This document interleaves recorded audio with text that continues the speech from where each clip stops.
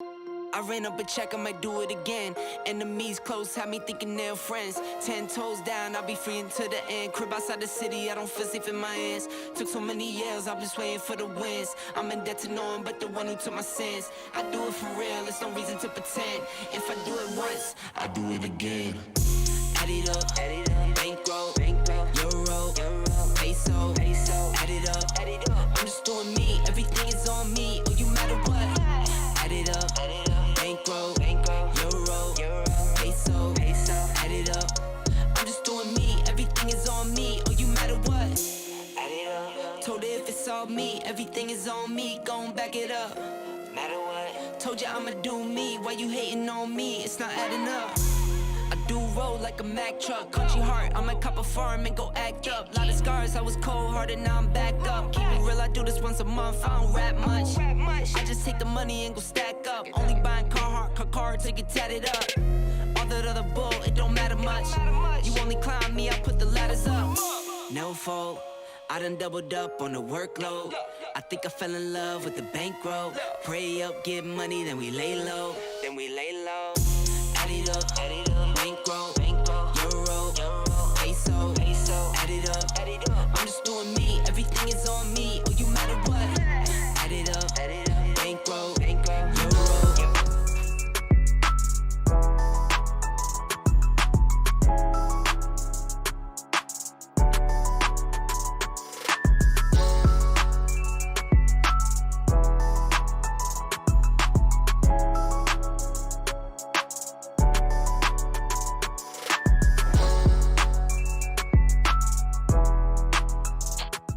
Oh my! Well, what it do, beef stew?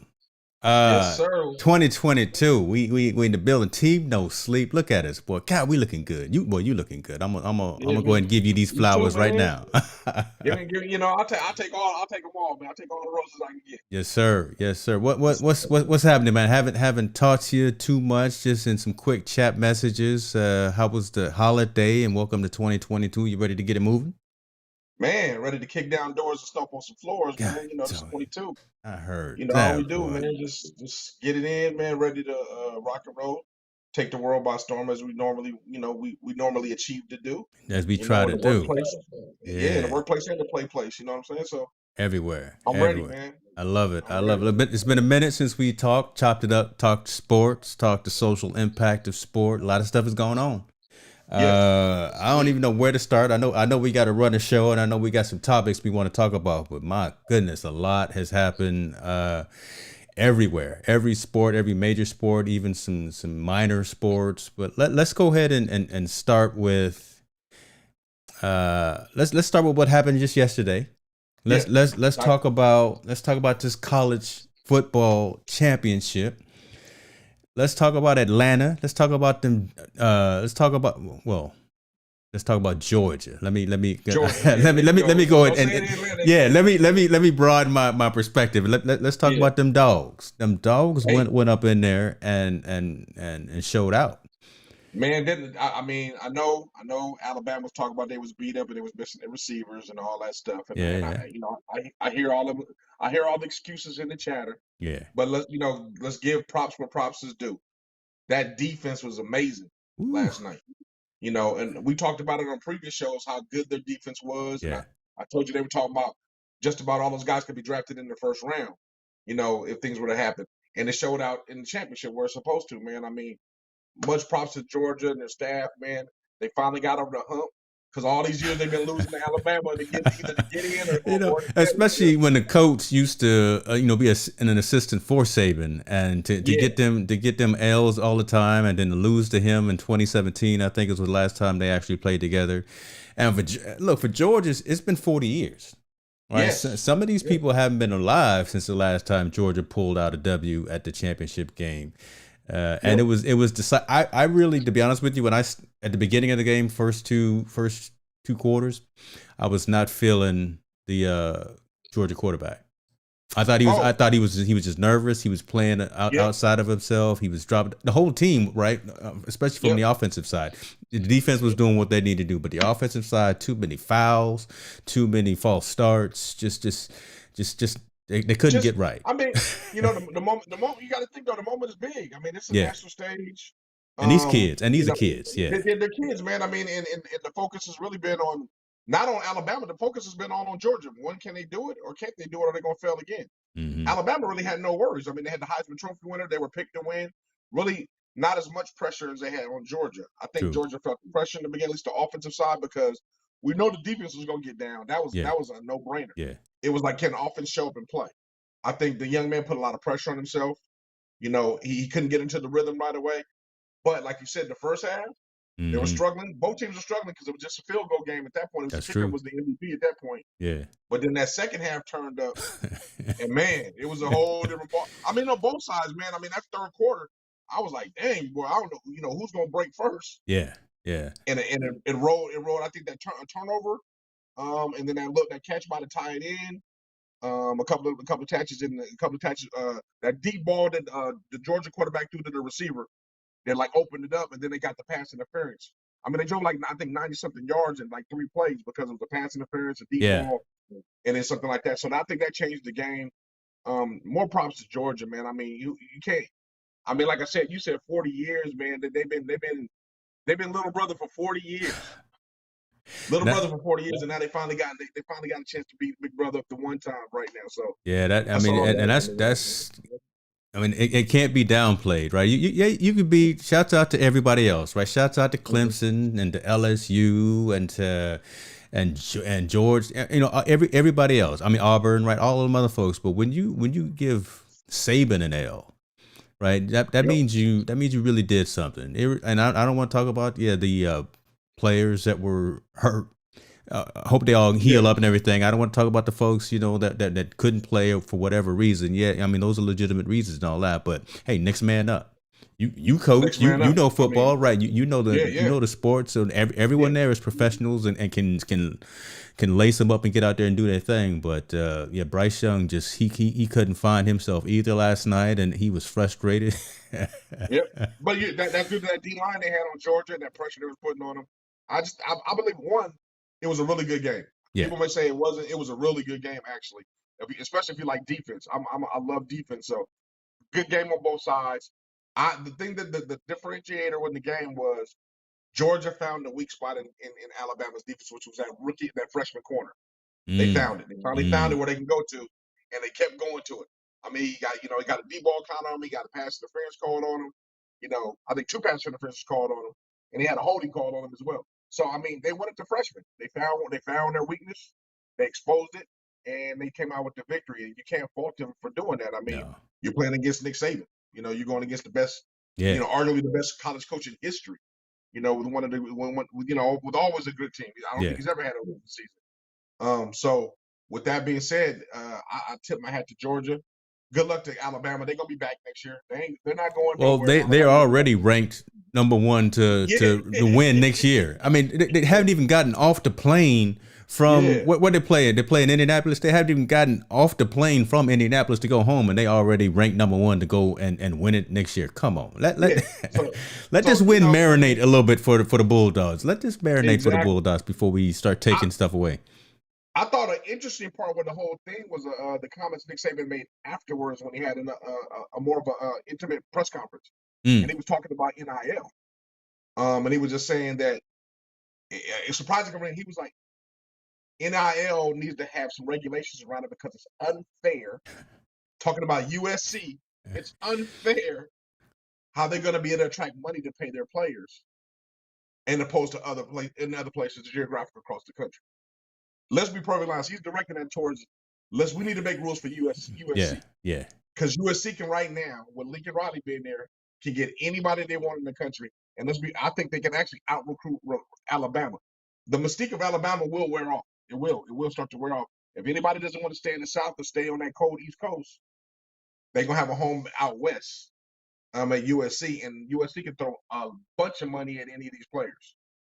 You know who they can't out recruit though? Who's that? Your boy Deion Sanders out there at Jackson State, because he getting everybody. Yeah, you know what? Deion getting everybody. Deion is doing it at Jackson State. I think he's playing the recruiting game better than anyone. right now. He's flipping, he's flipping players that, he didn't even think he was going to get the guy the receiver that he just got. Literally, right? Yeah, he said. I saw his tweet. He said he was at the house and didn't even know it was going down. He didn't know it was going down like that. So I commend Deion for creating that culture now at Jackson State. This is going to be the dilemma, I think, for Deion, and this is going to be the dilemma, I think, for his situation. At what point do they bump him up either to FBS, to the big boys, or when does Deion leave?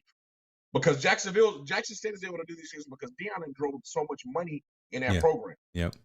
Please believe those number one recruits would flip over if the weight room wasn't brand new, or the uniform changes aren't coming, or all that stuff is either coming or there because Deion has driven so much money in that situation. True. I'm gonna say it and I'll say it again. Deion is shooting historical black colleges. They will have a TV network. I'm telling you, if the SWAC and them get together, it's going to be a TV contract, probably like no other for black colleges and black sports. Can you imagine that? I mean, I'm just want to sit here and think about that. Can you just imagine how awesome that would be?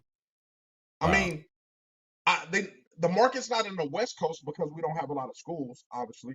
We don't have a lot of schools there, so the market's not here. But can you imagine the market down south and the East Coast and in the Midwest where they do have a lot of schools? They have a lot of kids that go to those schools. Now they will have all their sports aired on their one channel.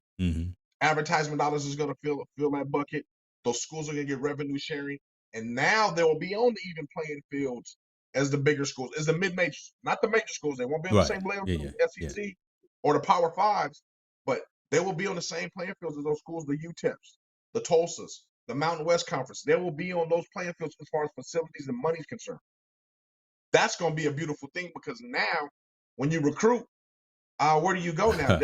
You no longer that's real representation at the table, right there. So and that's a good thing. So folks, I mean that's a real good thing, to be honest with you. Okay. Yeah. We'll see. He's not leaving next year.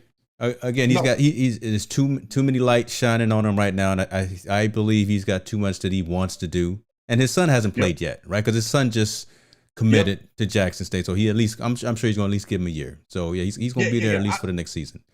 I don't think Deion leaves Jackson State right now. And I'll be honest with you, he'd have to build a really super powerful staff to kind of move over to the Power Five. And everybody was talking about hiring for Florida State, or hiring for the opening jobs that was there. Yes, he's doing a great job of recruiting, but you got to also understand you got to be able to build a power staff to go along with those. Jackson State. I'm sorry, I keep saying Jacksonville. Jackson State has a very good staff right now for Jackson State. They have a very good staff for the conference they're in. It will be interesting now that the landscape changing with Hugh Jackson now out there. Elkhorn State is doing very, very good. Eddie George got his feet wet for 1 year. Now he's coming back. I think you got NC Central who's playing really, really well. South Carolina State. They got a lot of good teams. Norfolk State. They got a lot of good quality talent, and I focus on them. And Deion's obviously being the spearhead because all the awareness he's creating around it. I believe he stays for not more than one. I think he stays like 2 or 3 years. I think he's really going to focus on getting that whole thing up off the ground and elevated to where there's so much visibility. It's like a division. They're like big time Division I programs. People will start seeing them. Seeing they got now they do have guys that are potential to go pro. They're playing now. The 2 guys he just got are supposed to go pro at some point. He has those guys there now. So it's gonna be real interesting, man, to see how this all plays out, man. I have nothing but respect for Deion and what he's doing on this landscape because, man, he's just took it. He's took HBCUs to a whole nother level. Yes, sir. Yes, sir. We front page news now, right? We are definitely front page news. So love what. It's good to hear good stuff, good news coming out of sports and what Deion is doing. We haven't heard any madness coming out of there. He got the corny Aflac sponsor, but that's all right. I ain't mad at that because we could use a little Aflac endorsement too. I ain't gonna mess them too much. NFL side now, when you go there and start dealing with the grown folks, you got some good news, but you got more crazy talk happening. Let's just start from the bottom, work our way up. Your boy Antonio Brown. I'm not sure even what's wrong with him. I don't. The man is I don't. suited up. It's the middle of the game. He's Yeah, playing with Tom Brady. He's playing with the Tampa Bay Buccaneers, and he crying because I don't. We don't know the story. We it's all hearsay. But the yeah. man does not take off his pads, take off his gloves, take off his shirt, and parade off of the field and say he out. And then the next day, drop a rap album. What's wrong with Antonio Brown, man? Come on, talk to us a Antonio little bit. Brown is a me guy. Unfortunately, he ain't on the field. He's as talented as they come. Yeah. You know what I mean? He's one of the best receivers out there in the field. But for him to try to play the point the figure game at Arians and at Brady, Yeah. you know, regarding his situation, and you know, talk about how they told him to leave off the field and all this stuff. You know, you're in the heat of the moment, in the middle of the game. I'm asking you to go in the game, and you refuse to go in the game because you're hurt. Okay, if you're hurt, that's fine. Then why'd you suit up? You shouldn't suit up if you're not hurt. Yeah. If you're hurt. If you're not able to go in and play a game, you shouldn't be suited up. That's so come out in sweatpants and some flip flops. That's true. So you're blaming them. They tell you to go in the game. You're refusing to go in the game.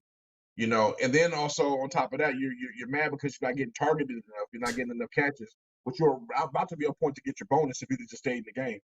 I mean, you're bound to catch another pass or two, and you're going to get your bonus. Because obviously, you know, hey, Brady is aware of all of his weapons and their money situation. He doesn't control their money like Antonio think that, you know, Brady's not controlling the money, but he made sure Gronk got that $1 million bonus by keep targeting. So he would do that. I'm sure he would have done that for Antonio. He's always been in Antonio's corner. Yeah. So with that being said, it's funny, man, how you got, and I'll say fair weather friendship, because he was all buddy with Tom when Tom brought him over. When no one wanted him, everyone was dissing themselves from him, and the NFL was dissing themselves from him anyway after that debacle he had with the Raiders. Yeah. Because of leaving because of a helmet and causing all that mess up.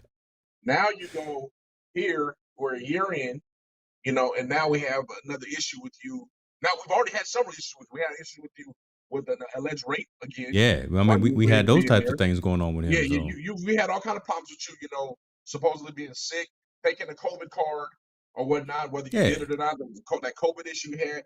Now we're dealing with this. I mean, this guy's getting so many strikes, you know, and you know, and every time Brady was coming to his aid or Arians was coming to his aid because they really wanted him on the team, and now this is the last straw. I mean, when is it going to be not about you, Antonio Brown, and be about the team? And I'm going to have to sacrifice a little bit in order to get what, you know, to make sure it's great and good for the fellas, because money's not an issue. They're all rich. Yeah. Money's not an issue. Now, some got more than the others, but money's not an issue. Antonio Brown was getting paid fairly well. It wasn't like he was getting paid $100,000. He was getting paid in the millions of dollars to do what he does. So, his prove it salary, as he was saying, you know, 80% of the country would love to be on a prove it salary on that number. To be honest with this, he's man. Antonio Brown is just a mean dude. He's selfish, man. Just call it what it is. It's a selfish guy. There's nothing good that we can say about him. I know we got to talk about it because it's news and all, but man, it's unfortunate to see this brother go from, again, probably could have made it to a yellow jacket. Probably could have got him a yellow jacket, but ain't nobody voting for him now. No, right? Nobody. And Nicole, and how you gonna point the finger at Brady? Like, that's the wrong guy to point the finger at. Come on, you know, you can point at everybody else, but Brady is the golden child of the NFL. You can't point the finger. I mean, Brady out there taking air out of balls back in the day, and he, you know, all he did was all he got was Christmas cards. But you can't do that. You can't do that. But you don't talk much about Brady. And the crazy part about it, Brady opened his home to him. Like, you know, when he first got to I heard that. I did hear that. Yeah. He lived with him and his family. So not only did you live with this dude and his family until you find yourself a place while you were in camp, but this dude's opened his home to you. He's brought you twice to your team. He brought you to New England one time when you're in shambles, and now he brought you to Tampa Bay because y'all was cool. And then you're gonna throw him under the bus talking about, you know, he's in on it. Come on, man. Everybody's been in your corner this whole time, and now you just airing it all out.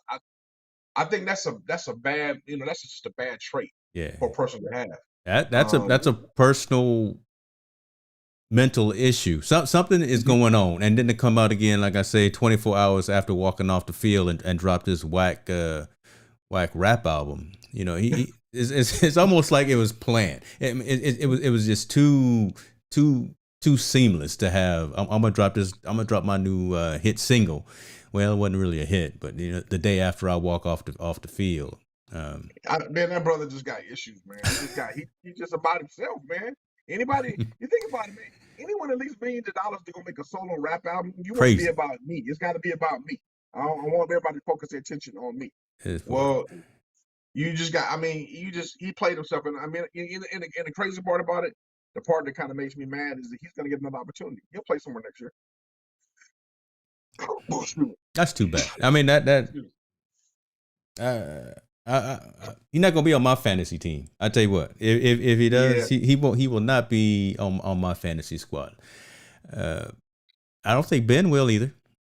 Well, Ben hasn't been on my fantasy squad for a long time anyway, but I think he's done. Talk about my Steelers.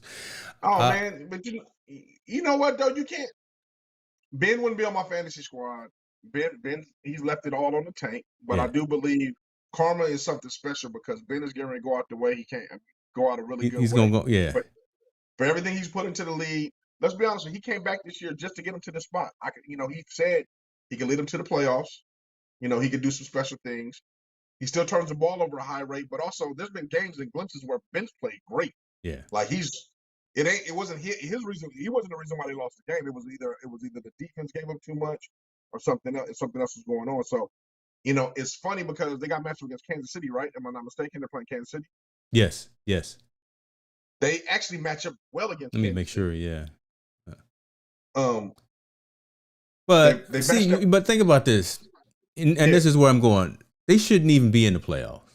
No. And again, it's my squad. I got more terrible towels around here than anything. But when you sit back and you look at that Chargers and that Raider game, if they had just played their heart out and said, "Oh, it's tied right now," we both getting in. yeah, but you know what though? Let's call it. They would have both gotten in, and my Steelers would have been out. But yeah, but you got to call a spade a spade. Chargers coaching made a bad move calling that timeout. Yep. And I read what he said. He said he called a timeout because he wanted to get his run personnel in to stop the run just in case. Yeah, it sounds obviously good. But that gave time for the Raiders to make sure they called the right play against their run personnel to be able to get the first down. And he broke it off for like 7 or 8 yards to get him in field goal range. Yeah. At that point, the game is, and the crazy part. This is the funny part about it. The Raiders coach said if the Chargers didn't call timeout, they were getting ready to take a knee. They weren't even going to run the ball. The Raiders was going to just say, both of us, we both getting in. We both getting into the club. But now, hey, I'm gonna tell you right now, though. If I'm Mike Tomlin, I'm sending I'm sending the Chargers coach a car. A brand new car. Whatever car you want. You know what? Full tank of gas, too. It's just here. Paid for and everything. 2 sets of keys. God. Yeah, so, and for me personally, Chargers get what they deserve. They should have never left the city in the first place. Uh-oh. They're the second fiddle in LA. Or not even the second fiddle. They're like the fifth fiddle. No one even goes to they have more fans from other teams than they do their team. Wow. Unfortunately. Wow. And Spanos got gritty, went to LA and left San Diego. Now, karma's a bitch, and it's biting them on the behind. Yeah, it is. But I will say that young Herbert gained a little bit more respect from me for those last 5 minutes of the game, them drives that he was leading.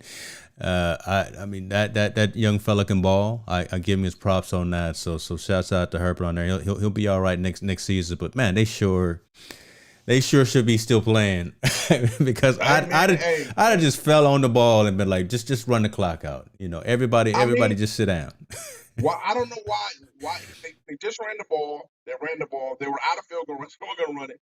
Why would you stop the clock? The thing, if I was in charge, I'm like, I want this clock to keep going no matter what. I don't want to stop anything. Keep it going, so that's less time for them. And they made a bonehead call, man. I mean, unfortunately, and the coach, man, I understand where he's coming from strategically wise. Like, let me get my run defense in so we can make sure we stop anything that happens. But he didn't take into account the fact that they can counter that and do something that was effective against the run defense, the personnel that he put in the game. Yeah. So, which they did, and it was effective. And Raiders did an amazing job. I think that coach for the Raiders, after everything they've been through this year, he's kept that team focused. Yeah. They've made comebacks. They're strong. Take They're that going into interim off his playoffs name. with some momentum. Yeah, Mhm. they're going to playoffs with some momentum. I mean, you got to think they went through losing their head coach through his controversy. Mhm. Henry Rugg, their number one receiver. Mhm. From he's in jail or he's Yeah. at least on trial for involuntary manslaughter. Yeah. And for them to go through that whole having a new coach and that coach's position has to be filled that he took over and all these different moving parts in that organization, and they're still be able to become successful. I think they would. I think they pardon my French, but they popped their cherry in Las Vegas, and now they got a whole bunch of fans in Vegas. They showed out though. That was a great game, man. I mean that was really really cool for us. And yeah, I hope they take the interim off his name. But that being said, this just made me think as well. There's a lot of spots open now on the coaching, right? On the coaching front, lot of NFL coaches. Dolphins first need to shoot themselves for firing their coach. They always need to blow themselves up. Why they do that? How do you fire a man that just won his last 4 games? Come on, why they do that? In a game in a row, his defense is like, man, they got one of the best defenses in the league. Yeah, it didn't make no sense. And Tua is just starting to come around the corner, right? It looked like he's just starting to swing around the corner to becoming the quarterback they wanted to be. And you fire that man. I think that was a dumb move. All the rest of them is hard to argue, but the one I don't understand is the Giants coach. Why is the Giants coach still a coach? And he hasn't won nothing in the last 2 years. Yeah, that's true. That's true. Why is he still on the payroll when? I don't get it. There's got to be something else going on behind the scenes that we don't know about. There may be some pictures or whatever that he got. But yeah, that's I'm trying to stir up some controversy up here. Team no sleep. We trying to stir up some. Man. But I think the coaching carousel. I think it's unfortunate, man. I'm being blind. Like I said, Flores and Miami was real. That was just like a head scratcher. Like, why would you guys do that? And it's funny. Across the headlines was he was fired. Other ones were let go. They're still doing that same terminology amongst African Americans, but they caught themselves early though. I don't know if you noticed that when he first got he got fired, but now he's like, oh, he just got let go. So they kind of cater down on the vernacular as it described what happened to him, which I thought was kind of funny when as I was watching, because I was actually looking for it. I was like, let me see if they're really going go that route. But they caught themselves, which is good. But he out of all the coaches that were fired, it seemed like he was the most talented and most promising. Yes, in I the agree. position he was in to go. I agree. So they got a lot. I mean, the NFL's got a lot of there's going to be a lot of guys getting the call for a job, and hopefully it's Eric Bieniemy and Brian Leftwich should be the first two on somebody's list. Yeah, and we all know as well that all the positions that are filled right now aren't going to be filled next month, right? So there's still more folks that are going to get that call to the front office saying, turn in your badge, turn in your laptop, because it doesn't matter how good you did the season. If you didn't win us that trophy, well, we're going to have to let you go. Yeah, we got some reevaluations to do.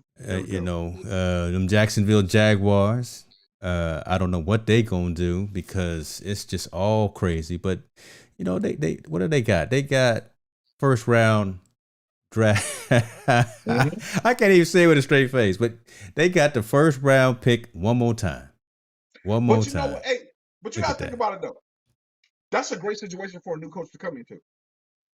To be honest with you, I mean, if you're looking from a standpoint like strategically, like, the next coach that comes in, he has leverage with the first round pick.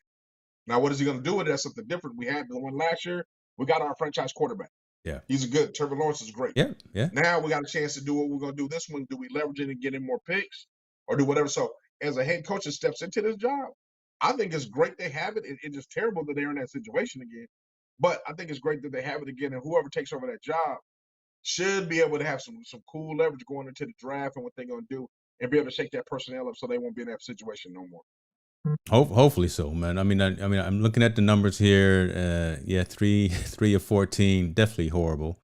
And then them poor Lions too. They were just right behind them. Was that 3 of 13? They just didn't do well either. Yep. Texans fell apart. Giants, Jets. I don't know man. Some folks are just love the Jets, and I know old school, but man, they just can't. They can't get right either. I thought that Carolina was going to do a little bit better than what they did when Cam came back. Let's talk about that real quick. Huh? Cam. Yeah. That's the end of Cam, right? It's the end. We saw it. That's it. I think I don't know. You, He didn't bring the Cam, spark. He didn't bring the spark that we thought he was going to bring. Right? He looked good on the sidelines. Cam can But still run a little bit. He can still run a little bit. I give you, he didn't have any weapons. He didn't yeah, have many weapons at all in Carolina. But Cam at best looked like a backup quarterback. yeah. I'm a Cam Newton fan. I think he changed the way the game was played. I think he revolutionized the game at quarterback. To have a man that big, that mobile, I mean, was amazing. But you know, at some point, we got to look in the mirror. Cam he wasn't that great. He wouldn't play that great. He turned the ball over a lot. He ran pretty well, but the offense still was stagnant and couldn't move. Do you bring him back at that price tag? I say you don't. If I'm a GM, no. I can't. No. You know, I need to get younger fast, real fast. You give him a job somewhere, but again, I don't think you give him the one that's starting at the beginning of the game. I think you let him do something else somewhere else, right? I think the best for him to be is like they have the Brian Hill down in New Orleans. Mm-hmm. Bring Cam in and be that little wildcat guy if you want to stay on the field. Be the wildcat quarterback when we come in, where you have the threat to be able to throw in pass. But when 90% of the snaps are going to whoever our starting quarterback's going to be. Yeah. I just don't think I don't think his mind is ready to go back to that, because he was already there at one time, right? Mm-hmm. I just don't think he can go from being the man who takes the team to the Super Bowl. Yeah, they lose bad. Then he gets demoted.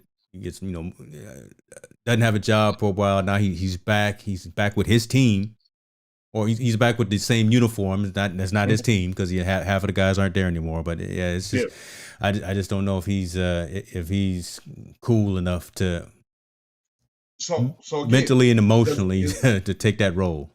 Is he coming back? Oh yeah, he's coming back. Oh yeah, he's coming back to the NFL. Let me put it to you that way. To the Panthers, I don't know. I think he's coming back to the. I don't see a job. Yeah. I don't see a job. Oh, he's gonna be offered a job. Now, will he come back?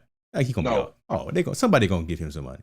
No, I don't think nobody's gonna give him no money, man. I think he was pressed to give money this year. I don't think no one's gonna give him any money.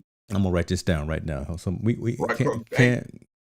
Put that in the foundation. I don't think Cam's last days in the NFL. I don't think he's playing. Folks, y'all watching. I see folks watching. And look at mom talking about it's too cold to even play outside. Lord have mercy. Hold on. Let me. Man, why my comment so big? Let me. I think he'll come back. Who knows if it'll be to his liking and what he wants? But I got a feeling he's gonna come back. We'll see. We'll leave it at that. Okay. We'll see. We'll leave it. Last game we need to discuss, though, that Rams 49ers game. Did I watch that? That was a good game. I did watch with Garoppolo. Yeah, because we didn't know if he was going to start, right? Because Coach was out there, not telling us who his starting quarterback was going to be. and Jimmy G coming out there with his busted hand, doing what he needed to do. That boy Deebo Samuels is something special, man. Man, Deebo. Come on, hold on. Something special, man. Man, they ran him to the brakes fell off because he was hurt by the end of the game. But hey, he put it all on the line to get them to this position. It's crazy, and I've been telling this for every time we come on the show. Yeah, Matt Stafford is overrated. They are no better record than they had when they had Jared Goff. Yeah. I've been saying that for weeks. Weeks. Hold on. Yeah, what did they end with? So hold on. What did they end with? They ended with Colts, Saints. Oh Lord, where they at? They're 11. I think they won 11. They're 11-6. 12-5. There it is. 12-5. Okay, 12-5. Yeah. Yeah. Wow. Yeah, that's true. He wasn't that good. He wasn't that good. Too bad. Matt Stafford. Matter of fact, he to me, he's had some comeback wins more than Jared Goff. But he also turns the ball over in crucial situations more than Jared Goff does. He one of them old Brett Favre, gunslingers. He out there, he trying to throw it 80, 90 yards when he just trying to throw them Hail Marys up there. Exactly. And they showed the very last play of the game. Tried to throw it all the way to Odell, underthrow him, got picked off. Yeah. That in the whole game. Yeah. So, like I said, man, I mean, there's all these Matt Stafford. Matt Stafford's going to change the way the Rams going to win the Super Bowl. Dude, Matt Stafford played for the Detroit Lions. He was unsuccessful there, and I don't think he's going to be successful with the Rams. I don't think the Rams right now. The Rams. I don't know if the Rams is going to win next week. Whoever they play, I don't know if they're going to win God, this next week. you don't I think think they they play. gonna win? They play the Cardinals. Let's say you don't think they go. In Phoenix. What happened to Kyler, man? God, they started so hot, 8-0. But they still playing. So shouts out to that. Now they still playing, and my man ain't there. The receiver, the number one receiver. Hopkins, yeah. DeAndre Hopkins. DeAndre Hopkins is out. Yeah. DeAndre ain't there, so DeAndre should be back this week. We're gonna see who's gonna really get down between them and the Rams, because Rams got to go win in enemy's territory. I don't know if Stafford's built for it, to be honest with you. He never had that much pressure. The pressure is the Super Bowl was in SoFi Stadium, right? It's in SoFi. Your home field. You're supposed to be one of the top teams to make it to the Super Bowl. The pressure is all on the Rams. It ain't on no one else but the Rams. So that's who it's on. Hey, pressure bust pipes, baby. Let's see what happens.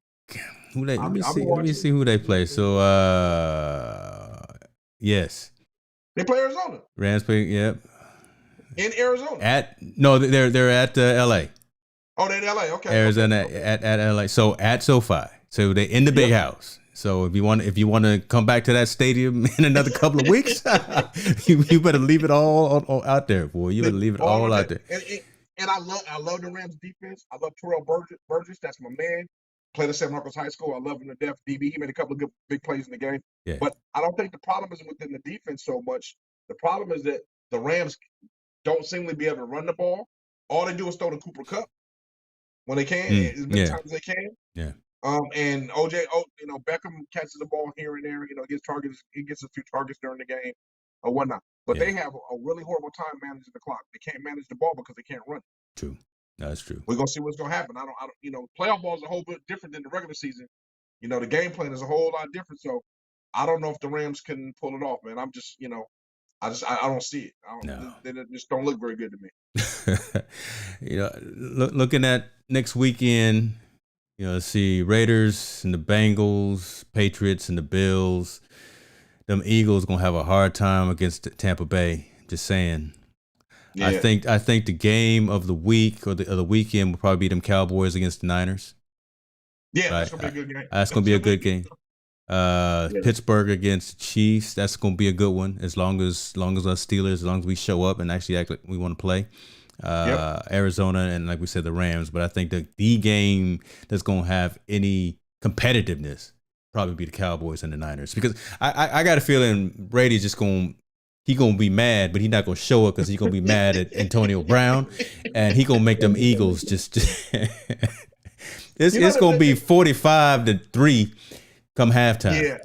I just don't think the Eagles got enough in the gunslinging and to keep up with what Brady and them gonna do. No. I do believe. Let's see, the Raiders and the Bengals are gonna. That's gonna be actually a better game than people think it is. But I do think the Bengals.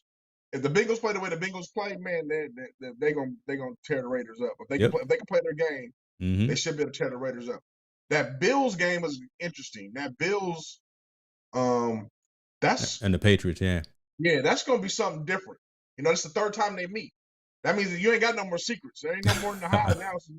Belichick got a lot. He can. Belichick been around for a while, but Buffalo has seen everything you got in the playbook. Everything you got, we didn't see it, and you didn't see everything we got, and we split during the season, so it was 1-1 during the season. That's it. So that's gonna be a really good. But that I think that weather might play a factor. Depending on how cold it is. Yeah, man. Look, they there in Buffalo. It's gonna be cold. I know it gets cold in Boston. I know it gets cold in Boston, but man, Buffalo is grown folks. It's a whole different world right there. Yeah. So that, and how many turnovers happen? You know what I'm saying? The turnovers are gonna play a big deal in it. And then I think the deciding factor is gonna be Josh Allen. Can he run with his legs? Can he keep the ball alive? If he can do that against that New England defense, I'll take Buffalo on that one. Like I said, against the Rams and the Cardinals, I'm gonna go ahead and take the Cardinals and the upset. Yep. I hope the Rams do something. I mean, don't get me wrong. I'm right down in Southern California. I'd love to see them get to the Super Bowl, because that means more money for everybody down here. But I just don't know. I just like I said, they didn't look. They looked like they left everything on the field against the 49ers, and it didn't come out, and that was it. Yeah. They couldn't pull it off. So I don't know how it's all going to work out for them. So NFL's good, man. I mean, I'm Yeah, glad we're back now to the second season, man. College yeah. football's over. And we're gonna have a whole lot to talk about because this is when all the crazy stuff gonna happen after the season when everything goes crazy. So we When good. everybody starts moving and shuffling and all, I'm just glad. And speaking of NFL, that I'm still in the games right now. So go Steelers, go Tomlin, do what you got to do. Bring your team around. Let me ask you about. So we talked about all the NFL news that we had to talk about, but then there was that Herb Street tweet that went out. Yeah, Kurt was really talking about, and let me see if I can find this. Kurt was talking about just the mentality and the yep. mindset of football players today. I don't know if hopefully the audio plays, but let me put this on here. Can you hear that? No, I can't All hear it. right. No, can't hear it. All right. So we can paraphrase what he said. Basically, he was saying that, the guys that are coming out, guys are opting out of bowl games, in order for the aspirations to go to the NFL or whatnot. So they don't have the love for the game anymore. They don't have a love for the bowl games anymore. And I think that Herb Street was completely wrong in that comment. And I say why he was completely wrong because these young men have got themselves in a situation where now they're commodities. They are an asset to somebody. They are going to get paid for playing football. So why risk it for a game that's meaningless? I'm not winning the national championship at this point. All this is just another competitive game to bring the school more money, not bringing me more money. So I have to make a sound decision. Do I want to sit out and prepare myself to maximize the amount of money I'm going to get in my rookie contract, or sit here and play in a game and practice in a situation where I run the risk of getting hurt? Back when he played, I think the dollars weren't there like they are now, but the dollars are so much massive. This has changed generations forever, kind of money they're getting now. So why would they risk the avenue of playing in a bowl game, a meaningless bowl game at that point? Like, no one opted out playing in the national championship, or playing in the national playoffs, but all these other bowls like the Rose Bowl and all that, if it means nothing to me as a player, why would I take the chance of risking myself Wow. injury Yeah. and playing in that? So I think he meant, I knew what he meant, but also he's got to give a better understanding of what's at stake at this point, for a lot of these young men. And I don't think he took that in consideration when he made his comments. Yeah, I agree. I'm glad you actually caught this and that they tried to clarify it during the show there and had the discussion. But yeah, you're right. It's been a minute since Kirk has been out there in between the hashes. So I think we're just gonna debunk it. To be honest with you, right? He's just speaking his Yeah. personal his personal taste and his personal feel right now. But there's some real ones out there that are lining up and they playing for. They're not playing for the tie. I would have said, right, take the tie during the game. But they not playing for the tie. They playing. Yeah, They trying to win. I So mean, Herb just got to give a better. I mean, come on, man. I mean, I knew what he meant. I did know what he meant. yeah. He wanted everybody to be at the maximum ability and playing these bowl games because you should have pride in your school and those. But those days aren't here anymore. Mm-hmm. Us playing. I play my heart out for my school. I'm gonna do everything and sacrifice just to get this bowl. But that's when there wasn't very much money on the table. Now you're talking about a young man that's about to risk $30 million to Yeah. play in a game that's meaningless. Mm-hmm. Thibodeau for Oregon is about to be the number 1, number 2, number 3 draft pick. He's about to come out with a signing bonus with about $50 million. Why would I risk that in playing in the game? Not gonna do it. No Senior Bowl for me. Well, yeah. Well, you no don't want to Senior play Bowl for me. you don't want to play in the Senior Bowl anyway. That's the wrong game. You want to play now. I'm not playing in the All-Star game. I'm not playing the Senior Bowl. Yeah. I'm getting ready to run my 40 Yeah. and do these drills so I can maximize the amount of money I'm getting ready to get from these football teams. Take so care I of can my take care family. of my family, my family's family, my family's family will be Mhm. taken care of for the rest of their lives. That's exactly So I what don't it think is. people understand the magnitude and the power of that, man. So I mean, he gets overwhelmed with his emotion about people should have more pride in the game, but those, like I said, I think those days are gone now because there's so much money at stake. Yeah. It's always been business, right? But now it's big business, right? And Yes. with the whole NIL thing and with the everybody working on their personal brand, right? I mean, just the advent of social media and things like that. Now it's a whole different mindset. It's different. Yeah, we want to go out there and compete. Yeah, we want to go out there and win.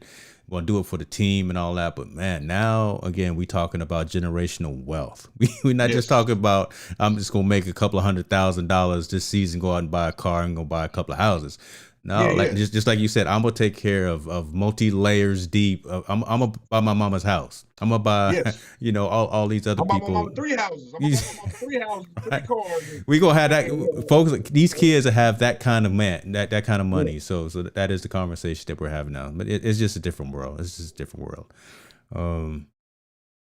Other sports are coming up. We talked about football. We no baseball right now. We talked a little bit about college and pro. Um, Olympics are coming up, brother. Yeah. Winter Olympics are coming up. Talk to me. You excited? I mean, you ready for some curling? Come on, I'm not a curling, curling brother. fan, but I mean, I watch that late night, midnight when I ain't got nothing on. I got that insomnia going on. I'll jump Oh off with a my little roll God. and a push. Well, yeah, it's gonna be in Beijing. So, Yeah. let me show you what time the games start. So they start early in the AM, 4 a.m. on Yeah. on the second. So Yeah. if you I'm up at catching that the replay. time, and I'm my catching that sport, replay on CNBC. I'm gonna catch that replay on CNBC when they show right? the replay. I'm gonna be watching this But curling, and look, I don't know why it's the most I don't know why, but I watch it, and I don't know why I watch curling. To be honest with you, now I'm out there I with think the my question we broom need, trying to get it too, sweeping the ice. God, yeah, dog. but the question we need to ask ourselves is, how do we think COVID's going to affect this Olympics like it did the Summer Olympics? Well, U.S. doesn't have a diplomatic delegation going. Biden says we're not going to go there in that capacity. We will send our athletes, but Omicron, Asia Pacific, China. Yeah. Right, we put them all together right here, right? This is kind of not a good, not a win-win right now, and it's gonna No. be something. Boosters and shots and vaccinations. Yeah, you can have all 3 shots and still get it. Yeah, it's not gonna be as severe, hopefully and probably, but. Listen, I just came back. I just told you this before we went online, right? I just came back from Vegas. I was in the vicinity of some folks. My phone lit up about 2 hours ago saying I got contact traced, and someone around me while I was in Vegas tested positive. So I took my home COVID test and came back negative. So amen on that. But there's a lot of I think there's a lot of folks that are sick, but I think the locals and the nationals have always been wearing masks, right? So I lived in Japan. I lived in Asia Pacific for 3 years back in the day, back in the early 80s. And they were wearing masks before it was cool. Yep. They were wearing masks just because they were aware and cognizant of health and what was in the air. So I'm not worried about as much the local people. I'm more worried about all these different countries coming in with different perspectives and different regulations themselves on this pandemic. And you mess around and get into that Olympic village, that Olympic zone, and you got, I don't want to pick on no country, but you got Australia and the US and Switzerland hobnobbing together. It's not going to look good, brother. It's not going to look good. I'm gonna say the same thing we said about the Summer Olympics. I wish they would just shut it down. Yeah. Until we get. I know we don't need to stop our lives and we can't stop everything going on. But let's be real as we do on this show. The Winter Olympics is going on because of the money, just like the Summer Olympics going on because of the money. Nothing more, nothing less. There's too much money invested. Vested in this project happening. Yeah. Whether it's TV money, fan money, or whatever they want to do, there's too much money invested. So that's why they're going to continue to go ahead and put these young people lives in danger. Or actually, if they're all vaccinated, it won't be live. It'll be just bad cold, but and hopefully they get over it. But I mean, why would you subject these people to this situation? Because now, I mean, we need to start setting the precedence how these events happen, right? Yes. There hasn't been, Summer Olympics here went off fairly successful. I guess you could call it that. I mean, but there was no fans there, so I don't know if you call it successful or not. Now we're going to the Winter Olympics where there's not as much fans because of the weather, but you're going into Beijing, which is a lot of tourist dollars for those people. Yes. They come over there and have all that money because it's the Olympics. I don't know how this is all going to pan out, man, especially with now the restrictions on flights, especially flights coming back into the country. Now, not just leaving, but coming back into the country. Some countries won't even let you in. I just don't know how this is all going to pan out, man. I mean, I really don't. And this is all new territory for everybody. It's not the Olympic Committee's fault. No one knows how Yeah. this is supposed to all work. It's just I just don't figure. I just wish the TV and all of them kind of say, let's push it back a little bit. Let's just kind of figure this out, or let's at least have a comprehensive plan that we can present to everybody how we're going to do these events. That's best case scenario. It's we both know it's not going to happen, and obviously it's too late for it to happen anyway, right? Yeah, Because athletes are already there and going through their rituals and things like that. But it's just unfortunate that we don't have to be betting men here, but we can bet somebody gonna get real sick over this. Look, catch it, man. Think about this: the tennis dude, Novak Djokovic, Novak, right? He doesn't have any vaccine, and he says it's because of a medical reason or whatever. He couldn't even get in Australia to pay the Australian Open. They let him in because they finally confirmed and obliged by his medical exemption, but. So no one's immune. No one's not going to get looked at or get criticized or scrutinized over this. And you got the best of the best from all these countries coming over there. Yeah, they're healthy for the most part, but somebody working the booth, somebody working the hot dog stand, mess around, end up coughing, right? And it's gonna get on somebody, and next thing you know, it's unfortunate, and it doesn't have to happen. It doesn't have to happen. But it's not just that though. It's also our attitudes. Everybody's gotten lax. Yeah. Let's be honest with you. I'm guilty as charged, just like everyone else. I'll run out to the store without my mask. Damn, I forgot my mask. Let me just go in there real quick and let me come back. So I think with the vaccination and everything that people got lax. They're not they're not as cautious as they were before. So that means we're a little bit more careless. Yeah. And paying attention to this. And now that the word out is like, if you're all vaccinated and you catch it, it's just kind of a bad flu, and you only deal with it for like a couple of days. Well, people willing to deal with the flu a couple of days is like, I got it, and I'm ready to rock and roll. So, I mean, we've really gotten lax at least I know that in the U.S. I'm not quite sure how it is in other countries, but definitely the U.S. has kind of have the attitude has kind of been adapted for the last couple of for like I said the last couple of months. And I just believe. With the change of the variants, like this thing is mutating and having different strands of it. I just hope no one. Let's be honest, I just hope no one dies from it, man. I really you're right, brother. It's gonna turn into some mess. And it has a potential of spreading everywhere. So, I hope they just get it right, man. I hope it all gets right. But I'm looking forward to watching, like you said. I'm gonna be watching that curling too. Brother, come on. We gonna watch a little downhill skiing, a little Chloe Kim and on the turnpike. See, I'm dropping names like I know them, right? I don't know nobody. I'm gonna watch a few events for sure. I'm definitely gonna get down with it. Yeah. I love it, man. Let's end on a good note, man. Let's end on a good note. End of the year, you got some things going on religiously. The SDFNL All-Star Game. Just had that what a week and a half ago. I tuned in. I watched it virtually. I saw you up in the coach's box talking trash and representing and you looking so proud. I got so proud too. Talk to us about the game, brother. I mean, let's talk a little bit about that. Yeah, man. Man, just blessed, man, to be able to have an event. Continue it in San Diego. It's my high school all-star event. Me and my partner Ruben Pena put it together, and we just been blessed to be able to do it for the 9 years. The COVID year kind of shut us down 1 year, but this is our 9th annual one. Getting down with it. This is an event that we have local high school players come to participate in efforts to try to get them a scholarship to various schools. I wouldn't say these guys aren't they're not the big time Division I guys you see like signing with Deion Sanders, but these young men have a lot of talent and have a lot to offer to a lot of schools and a great opportunity to further their education by playing the sport they love, football. So we love putting on this event. We love having it. Man, I just can't speak volumes about it because this event that we had this year was pretty special because due to COVID, it was very hard to put it on. We kind of got shut down for 1 week and had to push it out another week and do a lot of maneuvering and shaking and baking and talking and willing and dealing, but we were able to pull it off, and it was such a successful event. People just They raved about how good it was, how good the event was, how we handled the protocol with COVID, Yeah. and everything that we did, everything that was included with it.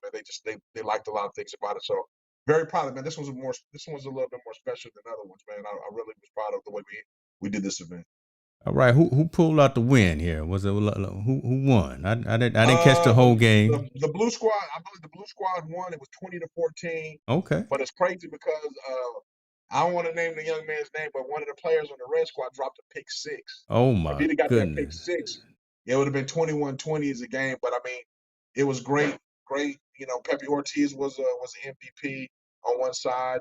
The quarterback for San Diego High School was the other MVP for the other side. Man, it was just a great opportunity for these young men to be able to go out there and get down and showcase their talent. So we're happy to be able to do it. We kind of know what we're going to do if we go into the situation next year. We know how to handle the protocol. So we learned a lot from just putting this one event on to kind of how we're going to do it for the future. I heard that, brother. Congratulations on that. That's a blessing to always be out there, especially when you affect the youth, right, in a positive way. So I'm loving that. But I saw you in the coach's box. And I had to text you and say, "Go ahead, look at Montell. Look at Montell doing Yeah, what it man. is that he do, man." I mean, you got to think about it, man. A brother such as myself and my homeboy Rube, man, we able to put on an event that's, streamlined live and do it big time and put these kids on the stage, man, Yeah. that they haven't been on before. With sideline reporting and instant replay on the TV, and fans and my partners and fans and their families can enjoy, like it's a TV game, man, where some of these people don't, some of these guys don't get the opportunity to be on that type of stage. So, man, I'm glad we're able to provide that with our event, and we hope to just be able to expand it more and more and make it grow. Awesome. Congratulations, brother. Congratulations for sure. Appreciate it. That's it, man. Let's go ahead and wrap. Let me throw this call to action up, folks. Look again. This is where we are. This is what we do. Team No Sleep. Social impact of sport. New day. We're gonna try something different on 2022 Tuesday, 6:30 p.m. Pacific time. See how that works out. Because schedules are schedules, right? We got look. Montell got a lot of things going. Yeah, I'm gonna say Montell got a lot of things going on in his world. So look, and I do too. But look, we got to do what we got to do. We got our passion projects, but we still got to keep the lights on. We still got to keep the lights. So definitely check us out there. I'm gonna get Montell to fire up his own YouTube channel sometime this year, so we can be streaming to his channels as well. But until then, there it is right there, folks. There you go. So I speak it into existence. I'm gonna say it out here. I'm gonna speak it into existence. Take us home, brother. That was a great show. I'm glad we got a chance to connect. Again, Tuesday, 6:30 now, folks. We talked about some good stuff, but go and take us home, man. Yeah, man. Just prayers up for everybody, man. Everybody that's been in these situations over the last couple of months. It's better times. Better, there's better days. Keep 10 toes down, man, on the gravel, man, and keep pounding that pavement. God bless. That's it. We out, y'all. Peace.